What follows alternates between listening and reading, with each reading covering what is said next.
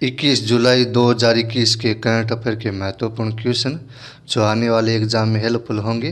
तो आज के करंट अफेयर का पहला क्वेश्चन है कि which country has announced to ends male guardian requirement for women attending Hajj. मतलब कौन से देश ने जो हज में भाग लेने वाली महिलाएं हैं उनके लिए पुरुष अभिभावक की आवश्यकता को समाप्त करने की घोषणा की है। तो उस देश का नाम है सऊदी अरेबिया। और इंडिया में ये जो सेम रूल है ये 2017 में ही अनाउंस कर दिया। मुस्लिम वुमेन है उनको छूट भी दी गई है, किससे? मेहरम और जो लोटरी सिस्टम है उनसे भी महिलाओं को छूट दी गई, मुस्लिम महिलाओं को सऊदी अरेबिया के अंदर। और वुमेन है वो आवश्यकता नहीं करती मेल गार्डियन की रजिस्टर करने के लिए, और वो रजिस्टर कर सकते किसके साथ? अन्य महिला के साथ। अब देखते हैं हज क्या है। हज के बारे में देखते हैं। ये हज है वो एनुअल इस्लामिक पिलग्रिमेज है मक्का के लिए, यानी ये वार्षिक इस्लामी तीर्थ यात्रा है मक्का के लिए, जिसे मुसलमानों के लिए सबसे पवित्र शहर माना जाता है मक्का को। और ये मैंडेटरी रिलीजियस ड्यूटी है, यानी प्रत्येक मुस्लिम के लिए ये एक जो धार्मिक कर्तव्य है सभी के लिए, और उनको अपने लाइफ टाइम में एक बार अवश्य जाना होता है। सऊदी अरेबिया लोकेशन यहाँ पर है, और यहाँ पर रेड सी है, और यहाँ पर अरेबियन सी है, यहाँ पर पर्शियन गल्फ है, और ये सऊदी अरेबिया की राजधानी क्या है? रियाद। मेडिटेरेनियन सी, इसके अन्य लोकेशन भी आप देख सकते हो। तो सऊदी अरेबिया की कैपिटल है वो रियाद है, और सऊदी अरेबिया की करेंसी है वो सऊदी रियाल है।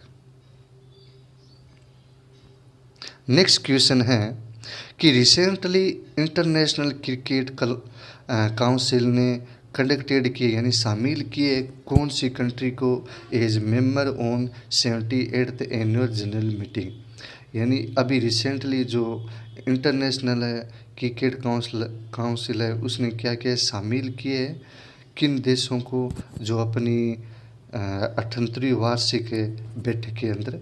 तो 3 कंट्री को शामिल किए है, मंगोलिया, तजाकिस्तान एंड स्विट्जरलैंड। जो एशिया रीजन की तरफ से देखा जाए तो मंगोलिया का स्थान है 22वां, और तजाकिस्तान का स्थान है 23वां, और स्विट्जरलैंड का यूरोपियन की तरफ से मेंबर कौन सा बना है? 35वां। और आईसीसी ये अब तक कितने मेंबर बना चुकी है? 106, और 94 एसोसिएट के साथ है। और आईसीसी का हेडक्वार्टर कहाँ? दुबई के अंदर यूएई में, और इसका फाउंडेड हुआ था 15 जून 1909 में, और इसके जो चेयरमैन अभी कौन है? Grey Berkeley. अब हिस्ट्री देखते हैं क्रिकेट की इन 3 नेशन की, जो अभी 3 नेशन ये शामिल हुए हैं इंटरनेशनल क्रिकेट काउंसिल में। तो इनकी हिस्ट्री क्या है क्रिकेट के बारे में वो देखते हैं। तो 2007 के अंदर है गठन किया गया किसका? मंगोलियन क्रिकेट एसोसिएशन का ये, और ये ऑफिशियली नेशन बना एडमिनिस्ट्रेशन के रूप में वो है खेलों का, ये 2018 में बना था। अन्य 2 देश है स्विट्जरलैंड में सर्वप्रथम क्रिकेट कब खेला गया? 1817 के अंदर खेला गया, और क्रिकेट स्विट्जरलैंड का गठन है वो 2014 के अंदर हुआ है। और तजाकिस्तान है 2011 के अंदर तजाकिस्तान क्रिकेट फेडरेशन की ऑफिशियली फॉर्मेट हो गया था उनका, किसके सपोर्ट से? Ministry of sports and Olympic committee. Next question है which Indian tennis player has recently got the golden visa of UAE. तो अभी रिसेंटली इंडियन जो टेनिस प्लेयर है उनको यूएई का गोल्डन वीज़ा मिला। किसे मिला है? सानिया मिर्जा को। और गोल्डन वीज़ा है वो यूएई गवर्नमेंट के द्वारा बनाया गया है, ये 2017 में ये बनाया गया, जो किस रूप में? New system for long term residence visa है। ये ज़्यादा टाइम तक आप निवास कर सकते हो सऊदी अरेबिया में, इसके लिए बनाया गया है। तो अभी देखा जाए इस ईयर के जो मई मंथ में ये जो गोल्डन वीज़ा किन को मिल चुका है, एक तो फिल्म एक्टर संजय दत्त को मिल चुका है और इससे पहले शाहरुख खान को मिल चुका है ये गोल्डन वीज़ा, और अभी मिला है सानिया मिर्जा को। नेक्स्ट क्वेश्चन है, which will be the first state in the country to issue education document using blockchain technology. तो ब्लॉकचेन टेक्नोलॉजी का यूज करेगी जारी करने के लिए एजुकेशन जो डॉक्यूमेंट है, तो हमारी कंट्री के अंदर कौन सा स्टेट है वो अभी तक है फर्स्ट बनेगा, तो ये बनेगा महाराष्ट्र। महाराष्ट्र ये इस ब्लॉकचेन टेक्नोलॉजी का यूज करेगा हमारे देश में सर्वप्रथम। और ये जो ब्लॉकचेन टेक्नोलॉजी है ये यूज होती है एजुकेशन डॉक्यूमेंट के लिए सिंगापुर में, माल्टा में और बहरीन में अभी तक।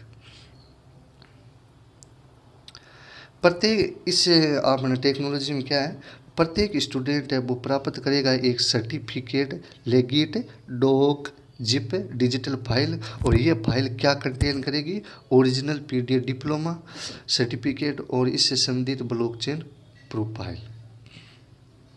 और ये जो आपको ब्लॉकचेन ये जो दिया जाएगा डिजिटल फाइल है, ये वेरीफाइड हो जाएगा 10 सेकंड के अंदर कहीं भी, और ये कोई ह्यूमन इंटरवेंशन का भी जरूरत नहीं पड़ती इसमें। महाराष्ट्र के बारे में, महाराष्ट्र की लोकेशन यहाँ पर है। महाराष्ट्र ने परिसन टूरिज्म स्टार्ट किया, महाजोब पोर्टल भी स्टार्ट किया, इंडिया का first road tunnel boring machine भी यहाँ स्टार्ट हुआ, my family my responsibility campaign भी यहाँ स्टार्ट हुआ, महा शरद पोर्टल भी यहाँ स्टार्ट हुआ, महापर्वन प्लान भी यहाँ स्टार्ट हुआ। नेक्स्ट क्वेश्चन है, Balika Panchayat has successfully held at Kunaria village in which state. यानी बालिका पंचायत कौन से राज्य के कुनरिया गांव में सफलतापूर्वक आयोजित की गई है, तो वो गुजरात स्टेट के अंदर इसका चुनाव किया गया बालिका पंचायत का। तो ये बालिका पंचायत का चुनाव सर्वप्रथम सक्सेसफुली हुआ है।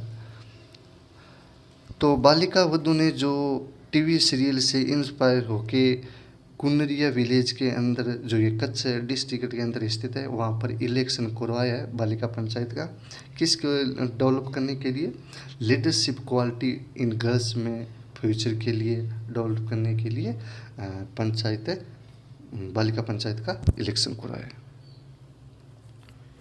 गुजरात के बाद गुजरात लोकेशन यहाँ पर है।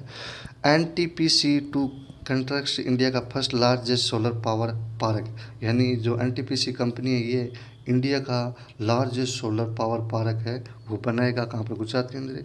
और country first electric vehicle city Kevadia. तो इलेक्ट्रिक व्हीकल सिटी भी कंट्री के अंदर फर्स्ट कौन सी बनी है, केवड़िया गुजरात के अंदर है। अमेजोन है वो भी लॉन्च करेगा अपना फर्स्ट है डिजिटल केंद्र, कहाँ पर, इंडिया के अंदर, वो गुजरात में करेगा। और गिर नेशनल पार्क गुजरात के अंदर स्थित है। ब्लैक बुक नेशनल पार्क भी गुजरात के अंदर स्थित है। मेरी नेशनल पार्क भी गुजरात के अंदर स्थित है। नेक्स्ट क्वेश्चन है, recently the controversy over naming a garden after Tipu Sultan emerged in which city. मतलब रिसेंटली अभी देखा जाए कि कौन से शहर में टीपू सुल्तान के नाम पर एक बगीचे का नाम रखने का विवाद सामने है, तो वह है बम्बई। तो टीपू सुल्तान का नाम है वो गार्डन का नाम रख दिया, तो ये जो कहाँ पर स्थित है, ये बम्बई के अंदर स्थित है। अब टीपू सुल्तान के बारे में देखा जाए तो टीपू सुल्तान का जन्म हुआ था 1750 में, और ये हैदर अली का क्या था, पुत्र था। और ये एक बहुत अच्छा योद्धा था, और इसको जाना जाता है किस रूप में, टाइगर ऑफ मैसूर के रूप में भी इसे जाना जाता है। He was a well educated man fluent in Arabic, Persian, Kanarese and Urdu. जो ये आपने सुशिक्षित व्यक्ति था किस में, अरेबिक में, पर्शियन में और कनारी में और उर्दू में। और मैसूर की जो ताकत बढ़ी है वो किसकी लीडरशिप में बढ़ी है, ये पावरफुल रूलर थे एक हैदर अली, जिसने रूल किया था 1761 से लेकर 1782 में, और उसका पुत्र टीपू सुल्तान ने रूल किया था 1782 से लेकर 1799 तक। नेक्स्ट क्वेश्चन है, International Chess Day is celebrated annually on which day. तो अंतर्राष्ट्रीय जो संतुलित दिवस है वो प्रतिवर्ष किस दिन मनाया जाता है? ये 20 जुलाई को मनाया जाता है। It was on this day that the International Chess Federation was founded in 1924। तो 1924 के अंदर जो इंटरनेशनल चेस फेडरेशन है उनका क्या स्थापना हुई थी। सर्वप्रथम मॉडर्न चेस टूर्नामेंट है वो कहाँ पर आयोजित किया गया? ये लंदन के अंदर ही आयोजित किया गया 1851 में, और ये जर्मन के द्वारा जीता गया एडोल्फ एडरसन के द्वारा। और इंडिया के अंदर 5th सेंचुरी में इसका आविष्कार हो गया था चेस का, और बोर्ड का नाम उस टाइम जो बोर्ड गेम होता है उसका नाम रखा गया था चतुरंग। नेक्स्ट क्वेश्चन है RBI has recently banned which foreign card payment network companies. तो RBI ने हाल ही में किन विदेशी कार्ड भुगतान नेटवर्क कंपनियों पर प्रतिबंध लगाया है?